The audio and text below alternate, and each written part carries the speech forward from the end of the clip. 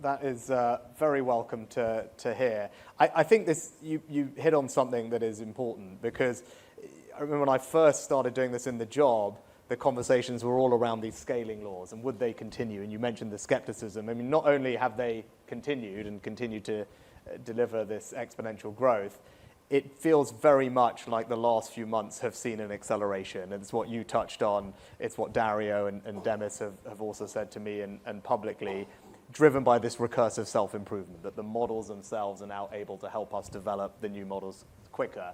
So, we're at this quite exciting, but also a moment of some anxiety because of that accelerating development timescale. So I wanted to just then talk about trust, because I give you a story. I have two young girls, and as they're using their chatbots and things, and they're always like, please, so-and-so and so-and-so, and thank you when they finish writing their request or they get the answer back. There's lots of pleases and thank yous everywhere.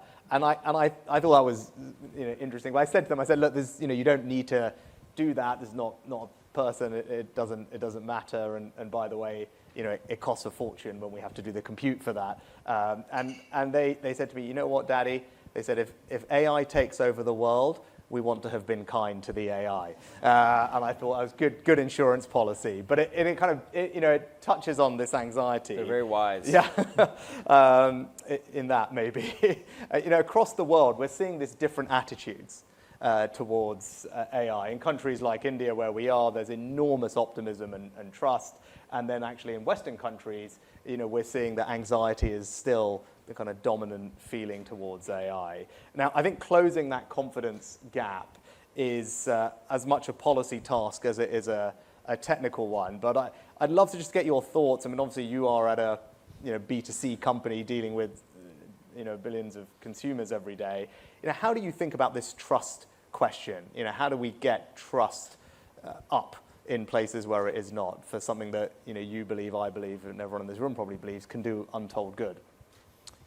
Yeah, this is one of the most important questions, and actually perhaps even more so than the technology and the development of the technology, maybe will govern how successfully the technology diffuses, more so than anything. And we think deeply about this, because our vision for the technology is that it is we can deploy personal agents that know you better than most people know about your health, know about your goals, know about your relationships, know about your family and your friends, and can really help you live your life more effectively, can help you be healthier, can help you accomplish projects that you never would have had time for, can help you build the business you always wanted, can help you explore your interests.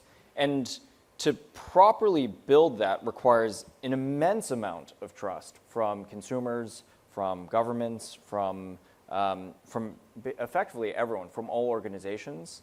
And so, this is one of these interesting moments where I think because the sort of the form that of the technology that we want it to take is so intimate and is so deeply tied with what we think is really the future of the consumer life, and the consumer is at the core of their relationship with technology.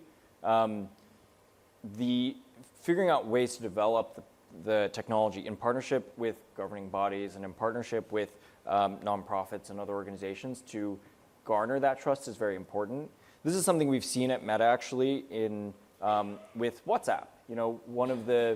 We were talking about this actually backstage, but WhatsApp has become incredibly ubiquitous and a real, I think, utility for much of the world, in large part due to its commitment to privacy and the sort of trust that we've built around WhatsApp as an organization. Oftentimes at the sort of, not necessarily for the optimization of our business objectives, but for the optimization of trust in WhatsApp as a platform. I think a similar journey will be necessary for the AI products of the modern age, and we've seen, we've already seen various kerfuffles or sort of jabs back and forth between the existing AI, products and labs around, whether their actions are truly garnering, truly building this these levels of trust. But and then I think the topic that you really kicked off at Bletchley around, in a sort of like global way around safety, I think is more important than ever. I think we're already seeing that the models are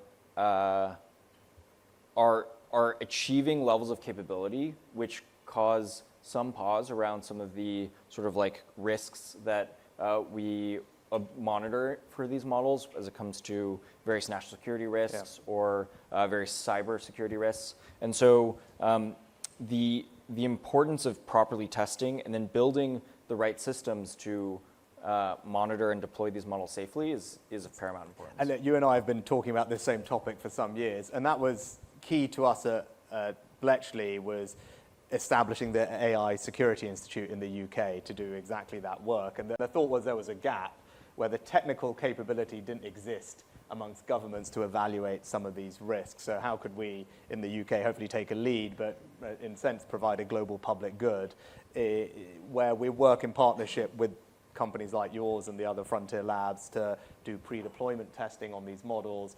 And my thought was always that by doing that, and that's not regulation, but it gives citizens confidence that the technology is safe, because ultimately people don't adopt a technology that they don't trust. And my sense hearing you is that there's a role for the companies